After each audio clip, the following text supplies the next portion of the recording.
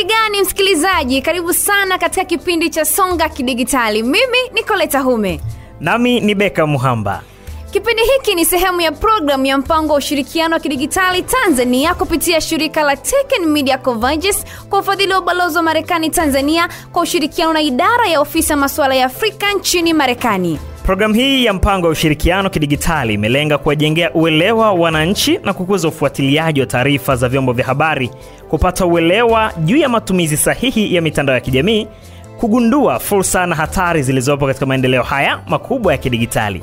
Kwa pamoja tumelenga kukuza hamasa kwa wananchi katika kuleta mabadiliko chanya kupitia uelewa wa taarifa za vyombo vya habari na haswa katika maeneo ya vijijini katika zama hizi za kidigitali.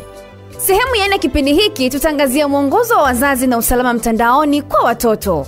Na katika mada hii utawasikia wananchi kutoka kijiji cha Mwandiga, wilaya ya Kigoma, lakini pamoja nao utamsikia mwanasaikolojia wa watoto akijadili uraibu wa internet na usalama mtandaoni, ambapo pia atasikika mtaalamu wa usalama mtandaoni Benedetta Clement Matayo kutoka Mamlaka ya Mawasiliano Tanzania TCRA akielezea jinsi ya kutumia vizuizi vya wazazi, ambapo pamoja naye atasikika mkufunzi wa uzazi akitoa vidokezo juu ya kulea watoto wenye wajibikaji wa kidijitali. Tuangazie jinsi wazazi wanavyoweza kuwalinda watoto mtandaoni. Watoto siku hizi hukulia na intaneti kama sehemu ya maisha yao ya kila siku. Ingawa inatoa faida nyingi, kuna hatari kama vile uonevu wa mtandaoni, utapeli na maudhui yasiyofaa.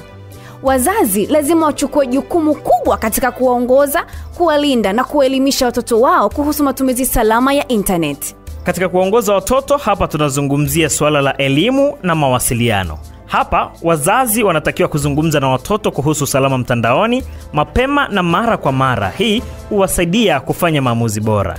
Sasa jinsi ya kuanzisha mazungumzo yenyewe. Mosi, uliza kuhusu tovuti, program au michezo wanayoipenda watoto. Lakini pili, jadili hatari za mtandaoni kwa njia rahisi na isiyokuwa ya kutisha. Na tatu, wafundishe kufikiri kabla ya kubofya baadhi ya viungo na ujumbe vinavyoweza kuwa hatari kwao. Na mambo muhimu ya kuwafunza watoto ni pamoja na haya hapa. Si kila mtu mtandaoni ni yule anayejidai kuwa, kwa maana ya kwamba kuna baadhi wanaigiza uhalisia. Na pili, kamwe usishirikishe taarifa za kibinafsi, kwa mfano jina kamili, anwani, shule au maneno siri. Lakini tatu, ikiwa kitu kinakufanya usijisikie vizuri, zungumza na mtu mzima au unayemwamini. Kwa mfano, badala ya kusema internet ni hatari usiitumie, sema hebu tuchunguze internet pamoja na tujifunze jinsi ya kuwa salama wakati wa matumizi ya internet. Namba 2 ni kuweka kanuni za mipaka. Kanuni zilizo wazi huwasaidia watoto kukuza tabia nzuri za mtandaoni. Sasa miongozo iliyopendekezwa ni kama ifuatavyo. Muda wa matumizi ya screen. Weka mipaka ya kila siku ya muda wa kutumia mitandao ya kijamii, michezo na video za kule mtandaoni. Na pili, tovuti na program zinazoidhinishwa. Angalia ikiwa program na tovuti zinafaa kwa umri ule wa yule mtoto. Na pia hakuna screen wakati wa kulala. Mwanga wa blue kutoka kwenye screen huathiri usingizi. Na mwisho, hakuna mazungumzo ya faragha na watu usiowajua. Fuatilia vyumba vya mazungumzo kwenye mitandao ya kijamii na michezo pia. Kwa mfano, badala ya kusema hakuna kutumia internet baada ya saa 2 kamili za usiku, sema hivi: hebu tuwe na muda wa familia baada ya saa 2 kamili za usiku. Yaani hakuna simu, hapa ni furaha tu. Sasa kwenye hilo pia unaweza kuonesha mfano, kwa maana ya kwamba watoto huiga kile wanachokiona. Kwa hiyo wazazi pia wanapaswa kuzingatia matumizi salama na yenye uwajibikaji ya internet. Tabia nzuri za kidigitali kwa wazazi ni pamoja na kupunguza muda wako wa kutumia screen usio kwenye simu yako wakati wote. Lakini pia fikiria kabla ya kuchapisha, epuka kushiriki maelezo ya kibinafsi kuhusu watoto wako mtandaoni. Na tunakumbushwa pia kuwa na heshima mtandaoni, yani waonyeshe watoto jinsi ya kushughulikia kutokukubaliana kwa adabu. Kwa mfano, ikiwa wazazi hawatumii simu wakati wa chakula cha jioni, watoto pia watajifunza kufanya vivyo hivyo. Jambo lingine, kuweka vizuizi vya wazazi. Yaani vizuizi vya wazazi husaidia kuchuja maudhui yasiyofaa na kufuatilia shughuli za watoto mtandaoni. Na kitu kingine tunasema udhibiti wa kifaa. Hii iko vipi? Hapa lazima kuweka neno siri ili kuwazuia watoto kupakua program hatarishi. Lakini pia lazima kutumia kid mode kwenye tablet na simu kwa kuvinjali salama zaidi. Hebu tuangazie mipangilio ya program. Washa safe search kwenye Google ili kuzuia maudhui hatarishi. Lakini pia zima utumaji wa taarifa za eneo ili kulinda faragha. Namba 3, kuna kitu pia kinaitwa zana za ufuatiliaji. Hapa program kama Google Family Link, QStudio na NetNan huwaruhusu wazazi kufuatilia shughuli za mtandaoni. Lakini pia linganisha ufuatiliaji na uaminifu. Waeleze watoto kwa nini unaweka vizuizi ili wasijisikie kama wanaonewa. Na mwisho, zungumza na watoto kuhusu hatari za kule mtandaoni. Sasa kwenye mazungumzo na watoto kuhusu hatari za mtandaoni, hapa tunasema umri tofauti unahitaji mbinu tofauti wakati wa mazungumzo. Mazungumzo yanayofaa kwa umri, kwa watoto wadogo miaka 5 mpaka miaka 9, wafundishe kuhusu hatari ya mgeni mtandaoni. Kwa watoto wa shule ya kati kwa maana ya miaka 10 mpaka 12, eleza kuhusu uonevu wa mtandaoni na utapeli pia. Lakini kwa vijana wa miaka 13 na kuendelea, zungumza nao kuhusu hatari za mitandao ya kijamii, sifa mtandaoni na mipangilio ya faragha. Na hapa kuna namna ya kutambua tabia hatari. Wafundishe watoto kutambua MOS, uonevu wa mtandaoni, ujumbe mbaya, vitisho au kutengwa mtandaoni. Lakini pia watu hatari zaidi mtandaoni, watu usiowajua wakiomba picha za kibinafsi au kukutana ana kwa ana. Hii ni sehemu pia ya viashiria hivyo. Lakini utapeli, zawadi bandia, ofa za kazi au maombi ya pesa, hivi navyo mtoto anapaswa kufahamishwa. Kuhimiza kuripoti, wafanye watoto wajisikie salama kukuambia ikiwa kuna kitu kibaya wanakutana nacho mtandaoni. Lakini pia wahakikishie kuwa hawataadhibiwa kwa kukujia na wasiwasi. Na 3, wafundishe jinsi ya kuripoti maudhui hatarishi kwenye mitandao ya kijamii. Kwa mfano, ikiwa mtu mtandaoni anakufanya usijisikie vizuri, niambie bila kujali ni nini. Haya ni maneno au ni kauli ambazo unaweza kuzungumza na mtoto ili ajisikie salama zaidi kukueleza yale anayoyapitia mtandaoni.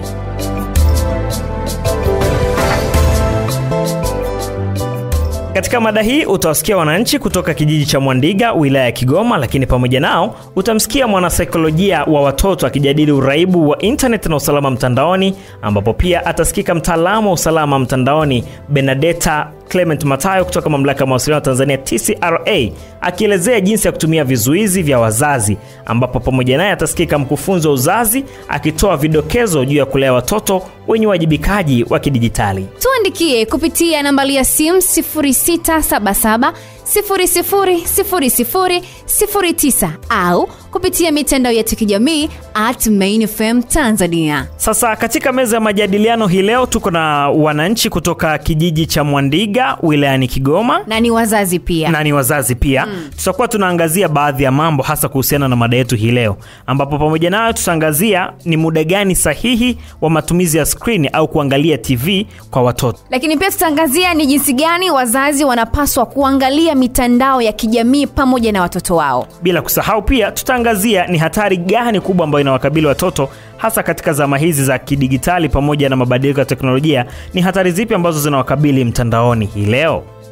Tuanze na Fundi Hamis Fulmigebuka. Tokea sokoni Mwandiga, naitwa Fundi Hamis Fulmigebuka Mustafashi. Kuhusiana na ni muda gani sahihi wa mtoto kuangalia TV, kwa upande wangu mimi ni labda mchana, ule muda wa mtoka shule, ila kwa usiku ni kuanzia ile mida saa 12 saa 1 baada ya kumaliza kucheza mpaka saa 2 saa 3 muda ameweza kula, basi ni kulala, kwa sababu ukizingatia watoto labda kesho wanaenda chuo au wanaenda shule. Kwa hiyo nahitaji wapate muda mwingi sana kupumzika. Na kuhusu wazazi wanapaswa kukagua mitandao ya kijamii ya watoto zao, ndio mimi nadhani ni sahihi kabisa kwa wazazi kukagua mitandao ya watoto ya kijamii ya watoto zao, na kwa sababu huwezi kumwachia mtoto ajiendeshe, kwa sababu ukiangalia mitandao ya kijamii ina mambo mengi sana. Kwa hiyo ni sahihi mzazi ujue mwanao anatembelea kurasa gani au ni vitu gani vikubwa ambavyo anavifanya kwenye mitandao ya kijamii. Na unajua Mungu sasa umekuwa na mambo mengi sana. Sasa mambo ambayo labda watoto ambao mambo makubwa ambayo watoto wanakabiliana nayo ni kukutana na vitu ambavyo muda mwingi vipo juu ya umri wao, yani vipo tofauti na umri wao. Sababu alikuta labda mtoto kulingana na umri wake, lakini mambo ambayo anakutana kwenye mitandao ya kijamii ni makubwa mno. Ndio tukija kwenye swali la pili, ndio maana inatakiwa mzazi anapaswa kukagua mitandao ya kijamii ambao tujue akaunti za mtoto ambao anatembelea. Na mwisho ni kwamba kwanza nikishampatia simu mwanangu kulingana na umri wake. Kwa kama ni kujisomea basi nijue huyu anahitaji kujisomea zaidi. Ila kama ni labda ni katuni ni nini ni vitu gani natakiwa kufanya, hivyo vitu natakiwa nimsimamie hadi pale atapoamua, hadi atapoweza kujitambua mwenyewe basi tamwacha. Ila kwa kama nitaji mimi muongozo wangu kama mzazi, basi lazima nitambue anafanya nini kwa mitandao ya kijamii, lazima nijue kama mzazi.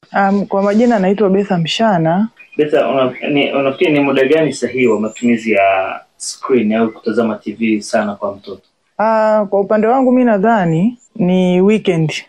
Nafikiri weekend siku ambako watoto hawaendi shule na siku ambayo wazazi wengi hawaendi makazini.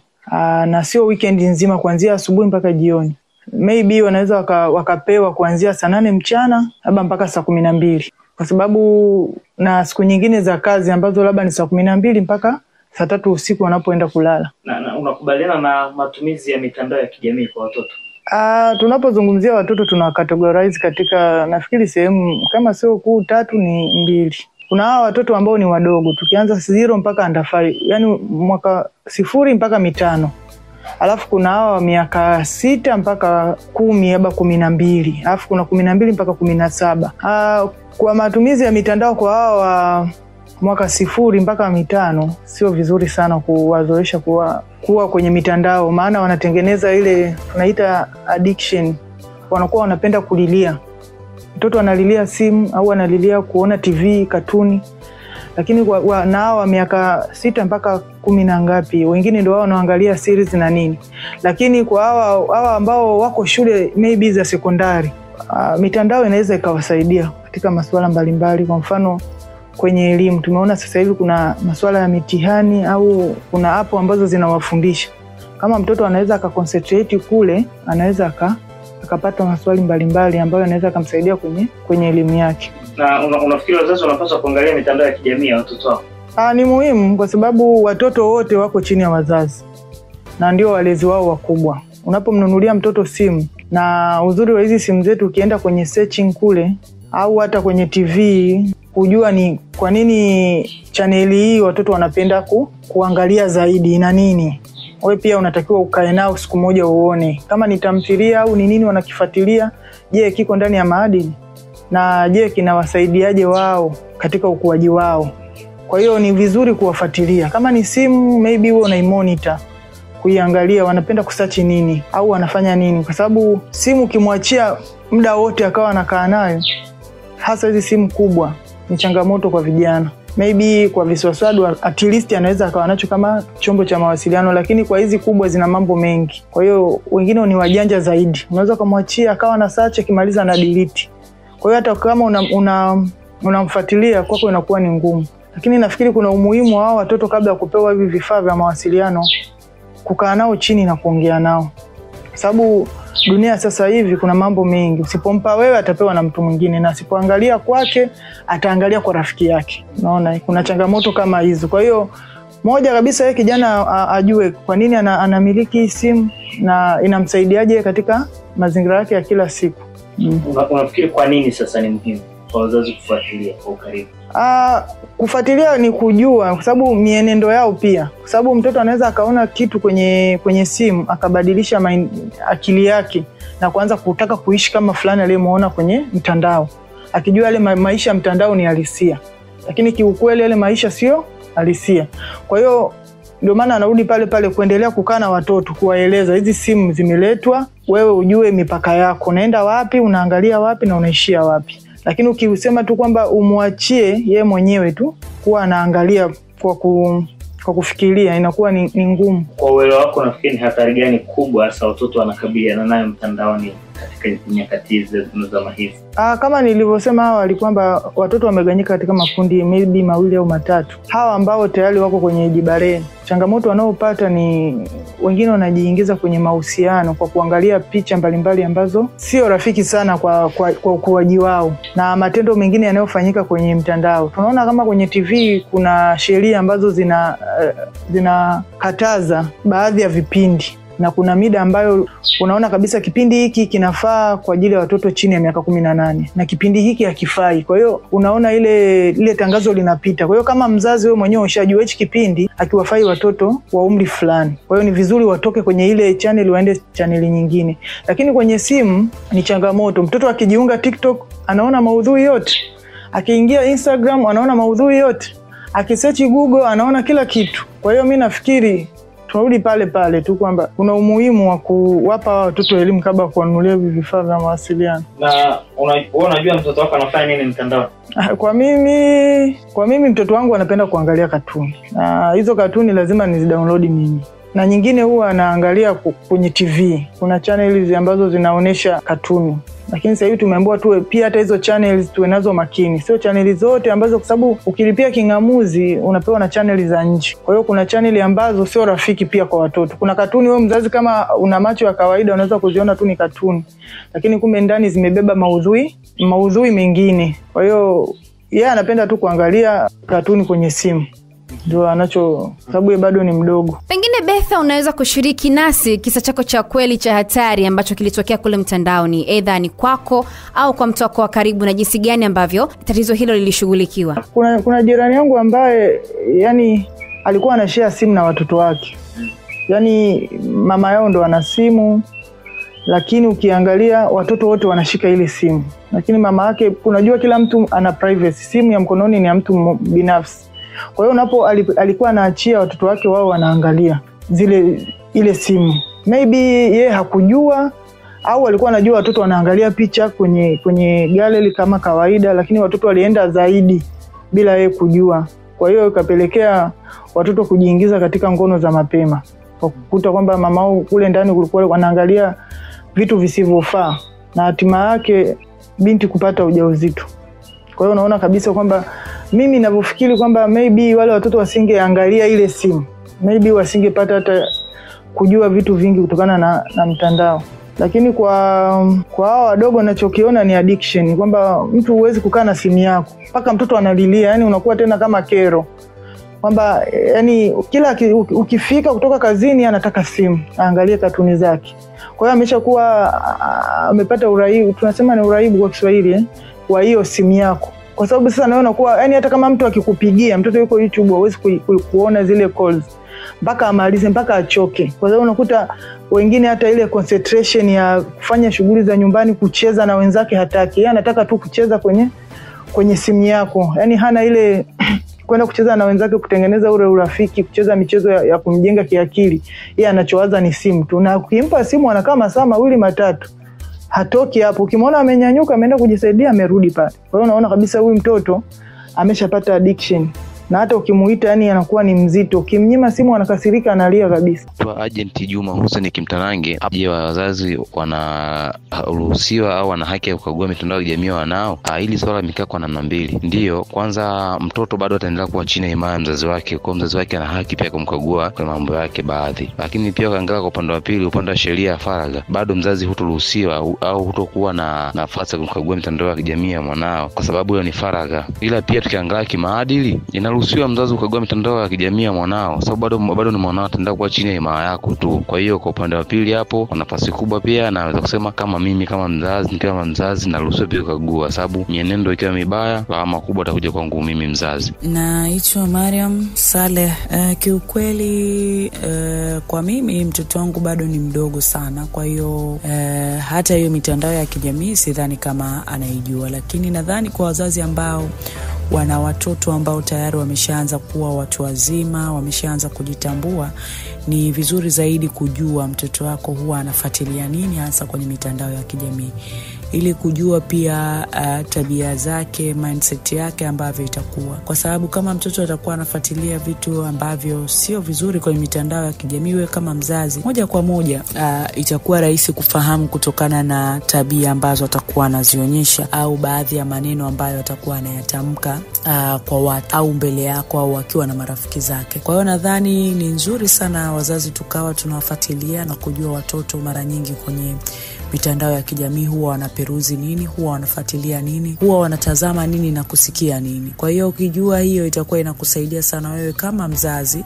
kujua ni namna gani ambavyo utakuwa unamlinda mtoto wako kutokana na bullying ambazo zinatokea kwenye mitandao, lakini pia kutokana na vitu vibaya ambavyo mitandao ya kijamii huwa inahifadhi ili watoto wasiweze kuona. Nadhani wazazi tukiwa tunafuatilia zaidi watoto, unavyompa mtoto simu, unavyompa mtoto internet, unatakiwa kujua pia kwenye hiyo internet na hiyo simu ambayo unampa anakuwa anafanya nini mara kwa mara, ili kusaidia pia wewe kama mzazi kwenye malezi na namna ya kumuongoza katika mienendo ambayo iko sahihi kama mtoto kwa ajili ya maendeleo yake na vizazi ambavyo vitakuja baadaye kwa ajili yake.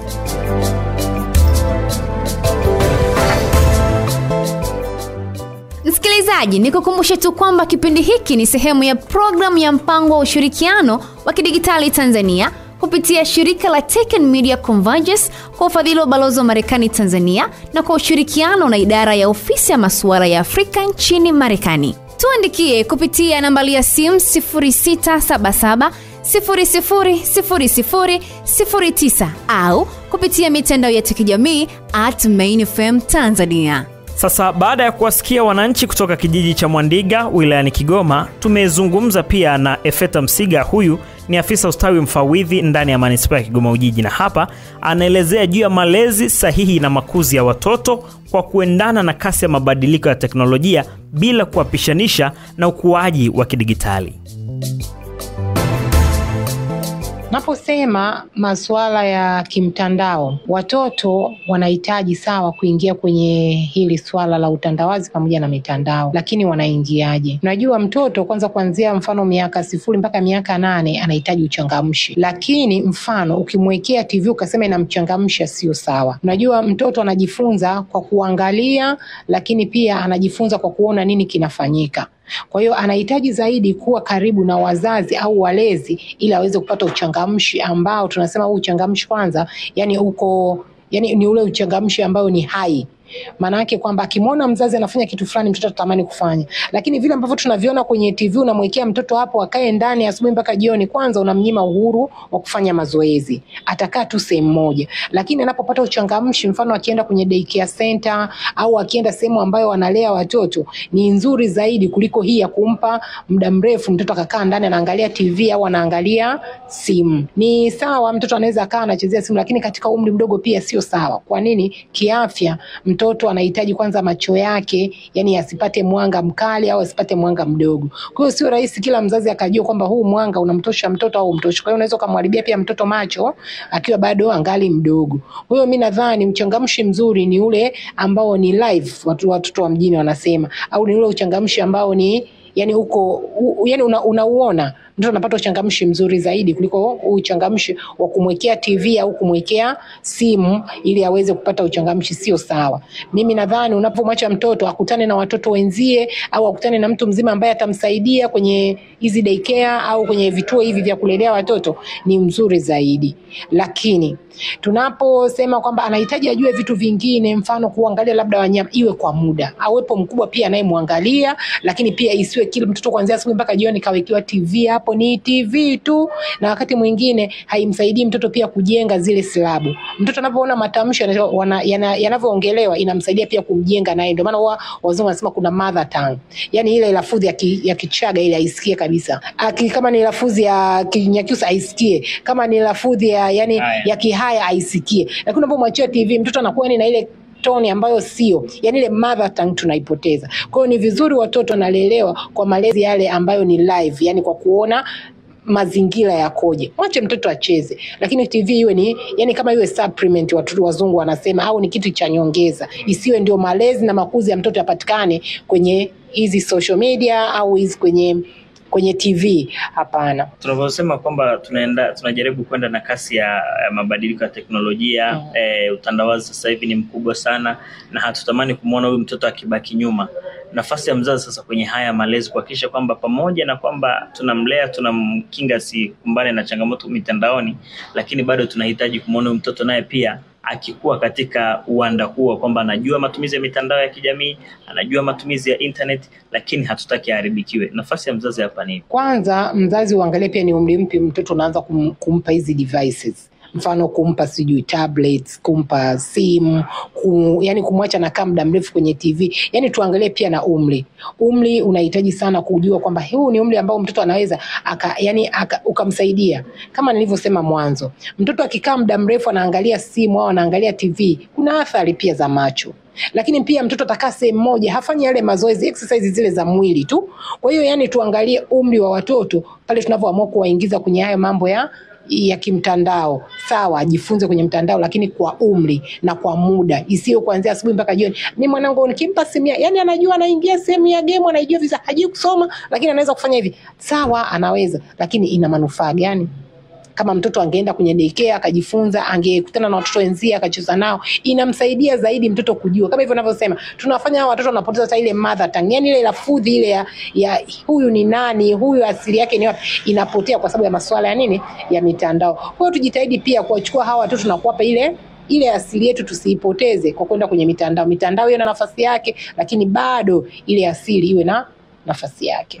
Katika ufuatiliaji sasa kwa watoto ambao tunasema wameshakuwa kutoka kwenye uchangamshi, amekuwa sasa hivi tunaweza kusema kwamba anaweza akazimiliki hizi devices kama tunavyozungumza, unaona kuna haja pia ya wazazi kuendelea kufuatilia kwamba mtoto wangu kwenye mitandao yake ya kijamii anaangalia vitu gani na yuko na nani kwenye mitandao ya kijamii? Ni muhimu sana, kwa sababu mfano tunaona sasa hivi watoto wanakutana tu kwenye mitandao ya kijamii, wanakwambia yani na kukaribisha uje huko. Watoto wanaona kama vile ni kitu cha kawaida. Yani mtu anaweza akamkaribisha mtoto kwamba mama, nimepata rafiki ameniambia niende, hata niletea ticket, hata niletea, hajui mtoto hata anaenda kwa nani. Unaweza kadhani kuwa mtu ni mtu mzuri, unaweza kadhani kuwa mtu labda ni rafiki kweli, lakini unaweza kufika kule kukutana na majanga. Tumeshaona watoto wanakutana na majanga mengi sana. Na wakati mwingine mfano mtoto yuko labda hata waliko chuo, na watoto wako chuo, lakini anakutana na rafiki kwenye mtandao, anasafiri anafika huko anakutana na mambo ya ajabu sana. Kwa hiyo yani mtoto kwa mzazi hakui jamani. Yani wazazi tuwe na nafasi kwa watoto wetu na tuwe na ukaribu na watoto wetu. Watoto pia watatushirikisha. Lakini kama wewe mzazi ni mkali sana, utaki yani kila kitu unamzuia mtoto pia hawezi kusema. Kuna kipindi ukimwambia mtoto kwamba hiki unachokifanya na kushauri fanya hivi, yani usiwe mkali, itakufanya pia mtoto awe karibu na wewe. Kwa hiyo hata akipata rafiki kwenye mtandao, akipata rafiki wapi, atakushirikisha kama mzazi. Kwa hiyo mimi nadhani wazazi tunahitaji sana kuwa na ukaribu na watoto. Pamoja na mitandao tulio hapa na huo uhuru tulio hapa, lakini bado tuna nafasi kama wazazi. Mtoto kwa mzazi hakui. Katika nyakati kama hizi tunazungumza kwamba haya mabadiliko ya teknolojia, unafikiri ni hatari gani kubwa ambazo watoto wanakabiliana nazo mtandaoni kwa sasa hivi? Moja ni kujifunza mambo makubwa kabla ya umri wao. Lakini pili, kupata marafiki ambao wanawaharibu badala ya kuwasaidia kwenye maisha yao. Lakini pia tatu ni watoto yani kuwa na vitu ambavyo sasa wanaacha. Mfano mtoto yuko chuo, anaacha kujishughulisha na mambo ya kusoma, anaanza kuwa busy sana sasa anatafuta kipato. Yani kiukweli ni vitu ambavyo yani vinafanya sasa yani mitandao tunaiona haina maana. Lakini ingekuwa watoto yuko shule, ana concentrate na shule, akimaliza shule atafanya hivyo vitu vingine, sawa. Unaweza ukafanya yani unajua kilichonileta shule ni kusoma. Hiki kitu kingine ada ni kipe 2%, lakini badala yake watoto wa masomo wanayapa 2% na hivyo vitu vingine wanakwambia natafuta kipato, anakipa 98%. Kwa hiyo vina uharibifu. Yani mitandao ina uharibifu mkubwa sana kwenye jamii, hasa mtoto asipojitambua. Tunasema malezi ya mtoto yanahitaji jamii pamoja na wazazi na walezi, lakini bado yanahitaji jamii. Ni ipi sasa nafasi ya wanajamii wengine hasa kwenye malezi na makuzi ya watoto hasa ambao sio wa kwao? Moja, yani tunasema jamii ndio inayomlea mtoto. Kwa nini tunasema hivyo? Na mtoto pia anaweza akawa mtoto mzuri kama anakutana na jamii. Jamii ina nafasi kwa maana ya kwamba mtoto anajifunza pia kwa kuona. Akiona jamii yake inakwenda hivi naye ataenda hivyo. Akiona jamii yake inaharibika naye ataharibika. Kwa hiyo jamii ina nafasi kwa makuzi ya mtoto kwa maana ya kwamba kuwatengenezea nafasi ya wao pia kuchangamana na kuwatengenezea nafasi ya kujifunza yale mema na mabaya kwenye hizo jamii zao. Kwa hiyo jamii ina nafasi kubwa sana kumfanya mtoto aweze kukua na kuwa pia na fikra ambazo zinakuwa yani za kijamii.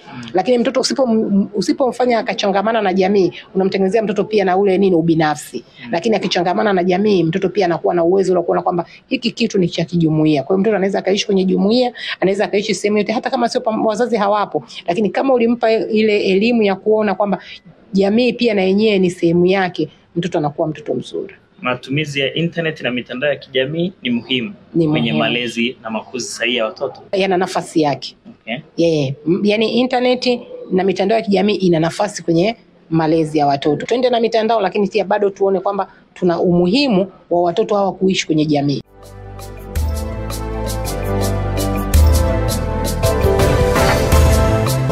Na huyo ni Efeta Msiga ambaye ni afisa ustawi mfawidhi manispaa ya Kigoma Ujiji. Sasa tukamsikilize mwanasaikolojia wa watoto ambaye atajadili kuhusiana na uraibu wa internet na usalama kule mtandaoni. Si mwingine ni Dr. Ellen Mbekenga ambaye ni daktari wa saikolojia kutoka hospitali ya rufaa ya mkoa Maweni Kigoma.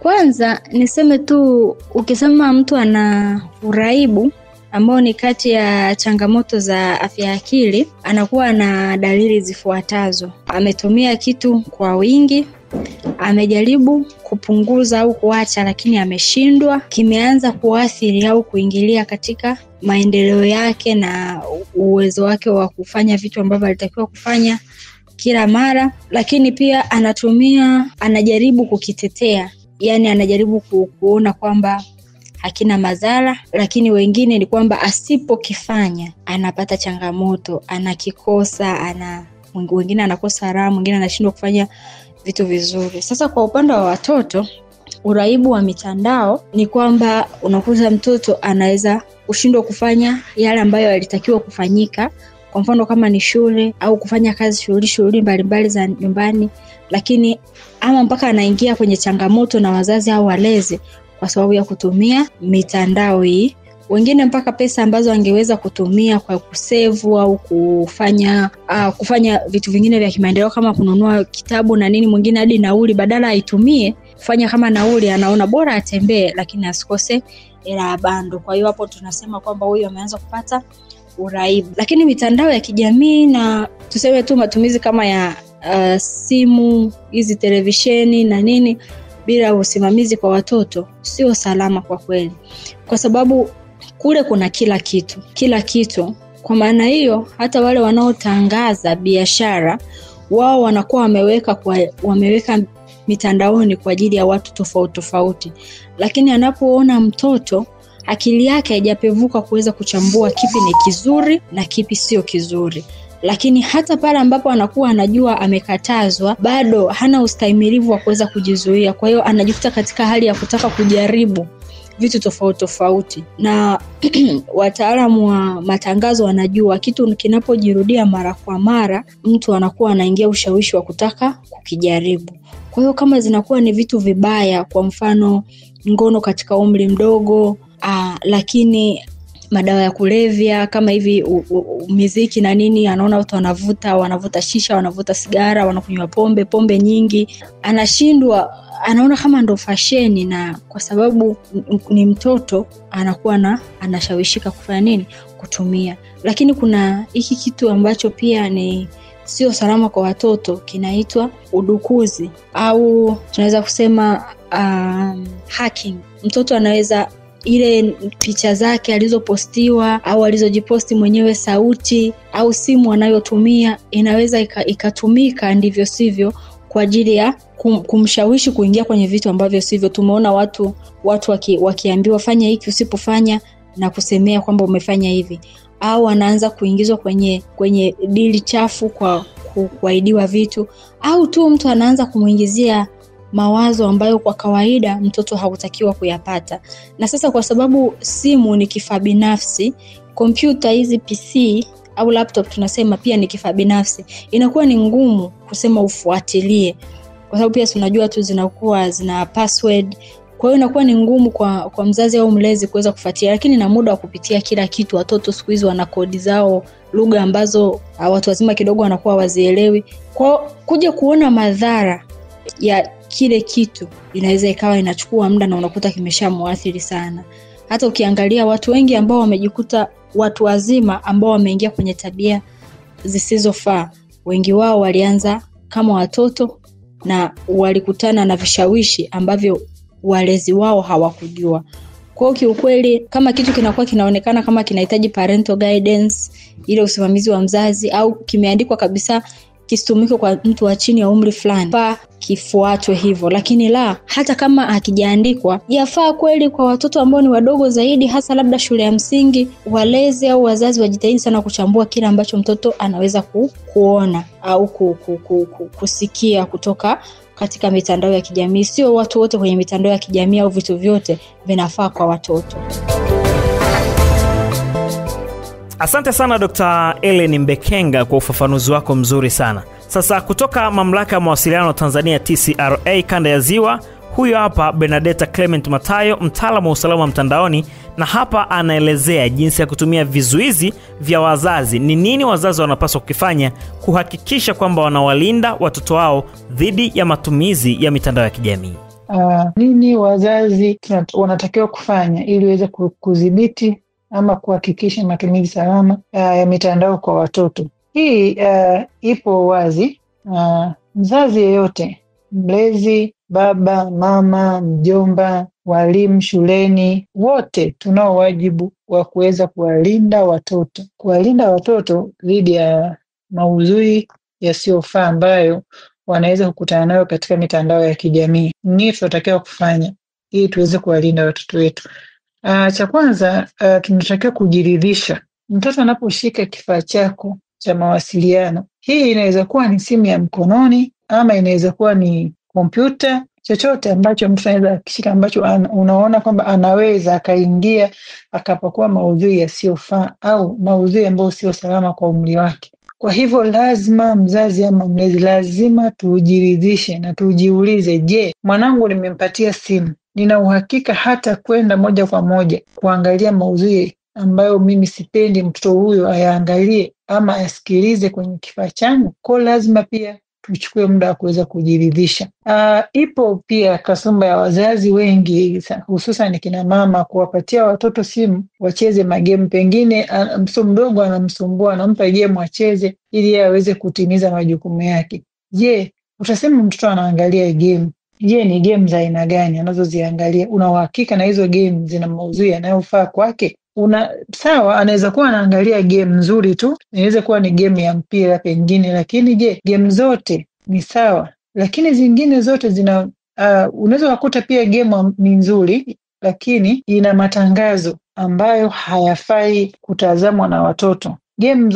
Kuna magame mbalimbali, lakini unakuta haya magame hayo yanakuwa na ads tofauti ama matangazo tofauti ambayo yana ujumbe usiofaa kwa watoto wetu. Kwa hiyo lazima mzazi ama mlezi tujiridhishe kwanza na vifaa vyetu. Tunapompatia mtoto, anaposhika vifaa vya mawasiliano, tujiridhishe kile kilichoko kule ndani hata kiona, ama tujiridhishe ile game ina usalama kwake, ama matangazo yanayopita kwenye game hayo ni salama kwa mtoto. Kwa hiyo sisi kama wazazi ama walezi, lazima pia hiyo ni wajibu mkubwa sana ambao tunatakiwa kuzingatia tunapokuwa tunawalinda watoto wetu. Cha pili, katika YouTube channels, YouTube mbalimbali zingine zina maudhui yasiyofaa kwa watoto wetu.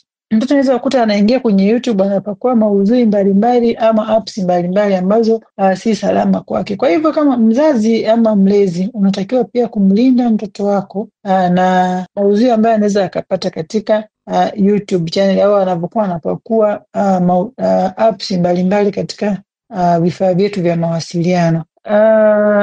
Kingine ambacho nadhani wazazi wengi hatujakifahamu vizuri ni, je, tunalipia channel mbalimbali vifurushi vyetu vinavyoisha katika televisheni zetu majumbani? Je, tuna uhakika zile channel ambazo tunalipia zote zina maudhui yanayofaa kwa watoto wetu? Kwa sababu unaweza ukalipia channel, unaweza ukalipia kifurushi chako kimeisha, wewe unalipa tu bila kufahamu kwamba kumbe unalipia channel zingine ambazo hazifai katika kwa maudhui ya watoto wetu. Kwa hivyo lazima pia tuchukue jukumu la kuweza kufuatilia channel ambazo zinaonyeshwa kwenye vifurushi ama kwenye televisheni zetu majumbani. Je, channel zote hizo unazipenda au utataka mtoto wako azione ama asikilize maudhui yanayopatikana katika channel hizo? Kwa hivyo mimi nawasihi wazazi tufuatilie pia ni channel ambazo tunazilipia katika vifurushi vyetu. Je, zote zina maudhui yanayofaa kwa watoto wetu? Kama hayafai, basi tuchague ni channel gani ambazo tunatamani watoto wetu au maudhui yetu wayasikilize maudhui ambayo watoto wetu wanatakiwa kuyasikiliza katika televisheni zetu wanapokuwa majumbani. Mimi naitwa Benedetta Clement Matayo, ni mtumishi kutoka Mamlaka ya Mawasiliano Tanzania. Niko ofisi za Kanda ya Ziwa. Sasa Koleta, Naam. awali tulimsikiliza Efeta Msiga ambaye ni afisa ustawi mfawidhi manispaa ya Kigoma Ujiji. Sahihi kabisa. Na hapa tunaenda kumsikiliza Petro Mbwanji, huyu ni afisa ustawi mkoa wa Kigoma, akielezea na kutoa vidokezo juu ya kulea watoto wenye uwajibikaji wa kidigitali. Kama ambavyo imezungumziwa kwenye upande wa maada ya malezi ya watoto, hasa katika kuwalinda na mitandao. Kimsingi kwa upande wa mkoa wetu ni miongoni mwa mikoa inayotekeleza kampeni ya kuwalinda watoto dhidi ya matumizi mabaya ya mitandao. Na kimsingi tunapozungumzia mitandao ni pamoja na kitendo cha kuingia kwenye mitandao kwa kutumia internet na kutumia huduma zake. Lakini pia kwa upande sasa wa wasilisho la siku ya leo, mkoa kama nilivyosema unatekeleza kampeni hii ambayo ilizinduliwa mwezi wa pili mwaka 2024 na Mheshimiwa Dorothy Gwajima, ikiwa inalenga kuwalinda watoto dhidi ya matumizi ya mitandao. Lakini kimsingi tukirudi sasa kwenye familia zetu, tutajiuliza ni namna gani tunaweka watoto salama dhidi ya matumizi ya mitandao. Na wakati huo tukiangalia kwenye kaya zetu, tuna vifaa vingi sana ambavyo vinatumika na watoto kwa ajili ya kuingia kwenye mitandao. Muda mwingine ni kwa inaweza ikawa ni kwa ridhaa ya wazazi, au muda mwingine watoto wenyewe kuingia bila wazazi kuona. Kuna simu za mkononi zipo nyumbani ambazo mara nyingi tumekuwa tukizitumia, lakini pia tuna kompyuta, lakini pia tuna simu janja hizi za Android ambazo pia tumekuwa tukizitumia, lakini pia tuna televisheni za Android ambazo pia saizi zimerahisishiwa masuala ya mitandao. Kote huko watoto wamekuwa wakitumia mitandao hiyo kwa ajili na wao wakati mwingine ni kwa ajili ya kupata mambo mbalimbali, ikiwa ni pamoja na kujifunza mambo na ujuzi mpya, lakini pia kutazama video za kujifurahisha, muda mwingine kusikiliza muziki. Wakati mwingine watoto wanatumia mitandao hiyo kwa lengo la kucheza michezo mbalimbali kama vile magame, lakini pia kuchangamana na marafiki, na wakati mwingine wanatumia njia ya kuposti baadhi ya video pamoja na picha. Lakini sasa tukiangalia kwa namna nyingine, watoto hawa wanapokuwa wanatumia vifaa hivi, muda mwingine wanakumbana na changamoto mbalimbali. Na hii ni kutokana sasa na malezi. Kama hautakuwa makini na mtoto wako kwenye vile vyombo ambavyo anavitumia, muda mwingine inaweza ikamuingiza katika changamoto kubwa katika makuzi na malezi yake. Kwa hiyo katika matumizi haya ya watoto, muda mwingine hupatwa na changamoto mbalimbali, ikiwa ni pamoja na kufanyiwa ukatili wakiwa kwenye hiyo mitandao. Na kama mzazi kuna viashiria ambavyo unatakiwa uwe na mtoto wako ili uweze kubaini. Na wakati mwingine mtoto unaweza ukakuta anatumia mitandao kwa kificho. Lakini moja ya ishara ambayo unaweza ukaibaini mzazi ni pamoja na kuona mtoto anazima taa haraka. Yupo kwenye chumba chake cha kulala, pale unapoingia unaona mtoto amezima haraka taa. Hivyo pia ni moja ya viashiria, kwa maana anaficha ili usiweze kuona. Lakini muda mwingine watoto hao wamekuwa wakitumia hivi vifaa muda wa usiku ambapo wazazi wamelala. Inaweza ikawa ni televisheni au hivyo vifaa vingine walivyotumia. Na wakati huo anatumia katika kucheza, inaweza ikawa ni magame au kuchati. Lakini muda mwingine utaona mtoto anapunguza mwanga kwa ghafla, au muda mwingine unaona mtoto hakipendi ghafla kifaa chake alichokuwa anakitumia kwa ajili ya michezo. Lakini muda mwingine utaona mtoto anapenda sana kifaa chake kuchezea au kutumia nyakati zote. Hivyo ni viashiria kwamba mtoto anatumia mitandao ya kijamii. Kwa hiyo kama wazazi na jamii kwa ujumla tunawajibika kuhakikisha kwamba tunafuatilia mienendo ya watoto wetu, na ndio msingi mzuri wa maisha pamoja na malezi kwa watoto. Lakini ukimwacha mtoto akiwa anatumia hivyo vifaa na hamna control yoyote ya uangalizi au kumwangalia, mwisho wa siku huyu mtoto nakuja kukuta amefanywa ukatili. Na wakati mwingine watoto wengine wamekuwa wakirubuniwa kupitia mitandao. Kama tunavyofahamu saizi wazazi asilimia kubwa akina mama hata akina baba pia, akiona mtoto analia anampatia simu ili aichezee. Inaweza ikawa anampa achezee magemu au angalie video za katuni, na kimsingi unakuta kweli mtoto ametulia. Lakini sasa wakati mwingine kama tunavyofahamu hata simu zetu, kuna wakati yanakuja matangazo ambayo ni mabaya, muda mwingine hata yana picha za uchi au picha za utupu ambazo sasa kwa mtoto namna ya kujikontrol inakuwa ni ngumu sana. Na nini kifanyike sasa kwa upande wa wazazi? Kwanza inatakiwa tuwafundishe watoto kuhusiana na hizi matumizi ya hivi vifaa vya tehama. Kwa sababu mwisho wa siku usipomfundisha ataenda kufundishwa huko na wenzake. Mwisho wa siku atashindwa yeye namna ya kujicontrol. Kwa hata atapoona kuna changamoto yoyote kwenye mtandao, basi itakuwa ni rahisi ya yeye kuripoti, mwisho wa siku kumsaidia. Lakini pia tufahamu programu ambazo watoto wanazichezea, pamoja na website ambazo watoto wanaingia. Kuna namna ambazo unaweza ukaingia kwenye upande wa simu au kwa upande wa kompyuta, ukaangalia ni mtoto anapenda kuchezea vitu gani. Kwa sababu mwisho wa siku ukifuatilia utajua mtoto kumbe huwa anaingia huku na huku. Mwisho wa siku utajua namna nzuri ya kumcontrol. Lakini usipofuatilia, mwisho wa siku basi ataendelea kuharibika. Hata kama kuna watu wanamrubuni mtoto, itakuwa ngumu namna ya kujua. Kama tunavyofahamu, watoto siku zote sio waongo. Kama kuna mhalifu anatafuta mbinu ya kupata taarifa zako mzazi kwa kupitia mtoto, itakuwa ni rahisi sana, na mwisho wa siku atazizungumza habari za nyumbani bila wewe kufahamu. Kwa mzazi, hakikisha unatengeneza future nzuri ya mwanao kwa kumlea kulingana na mazingira yaliyopo sasa. Na tunaitengeneza future hii vipi? Ni pamoja na kumcontrol huyo mtoto.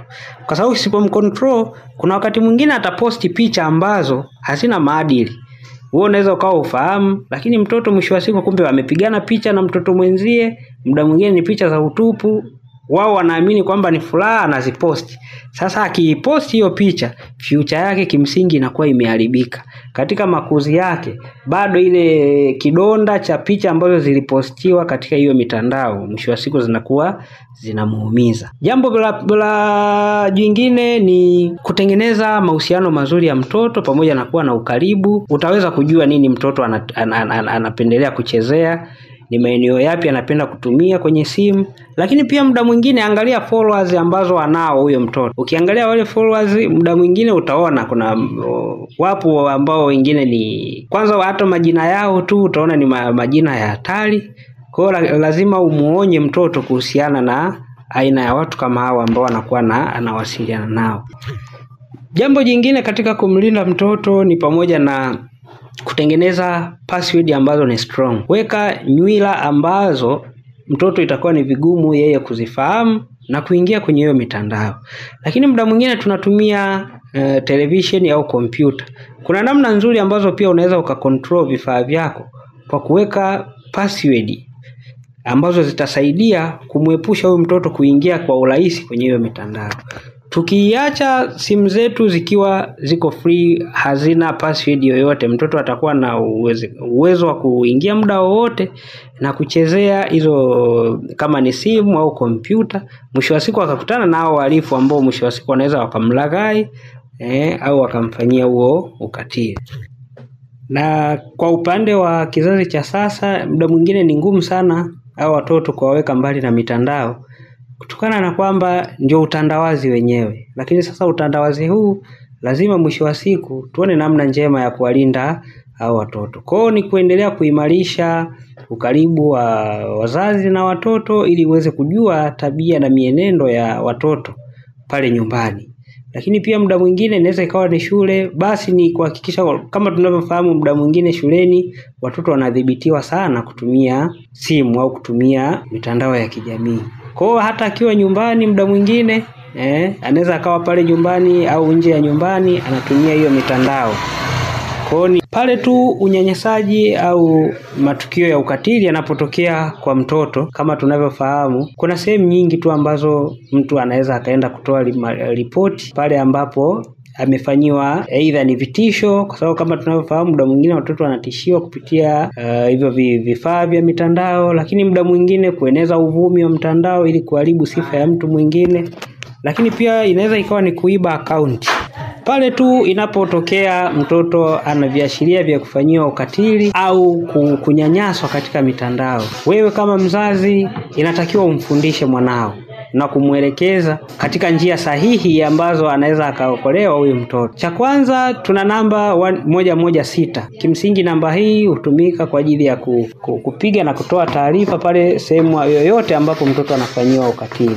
Lakini pia mwambie mtoto akuambie mama au baba pale tu anapoona kuna viashiria vya kutishiwa au kunyanyaswa kwenye mitandao. Lakini pia unaweza ukatembelea ofisi za ustawi wa jamii au ukatembelea ofisi za dawati la jinsia na watoto kwa wenzetu wa jeshi la polisi. Na kwa upande wa shule anaweza kaonana na mwalimu mlezi au mwalimu mkuu au mwalimu yeyote ambaye mtoto anamwamini pale anapohisi anafanyiwa unyanyasaji kwenye mitandao. Lengo tu ni kuhakikisha kwamba huyu mtoto tunamlinda dhidi ya vitendo vya unyanyasaji pamoja na ukatili kwenye mitandao. Na kama ambavyo tunafahamu, wazazi na jamii hatuondokani na jukumu letu la kuwalea watoto, kwa sababu sisi ndio msingi wa kuwalea watoto. Kwa hiyo tukiteleza au tukiwaacha watoto wakaendelea kuharibikiwa na hii mitandao, mwisho wa siku tutawapoteza watoto na bado tutakuwa na kujilaumu, au sisi kama jamii au wazazi ndio tutakuwa ni sehemu ya kulaumiwa kwa sababu tumeshindwa kutekeleza wajibu wetu. Mwisho wa siku imepelekea watoto kuingia kwenye wimbi la kufanyiwa ukatili wa mitandao. Naitwa Petro Mbwanji, ni afisa ustawi wa jamii wa mkoa wa Kigoma.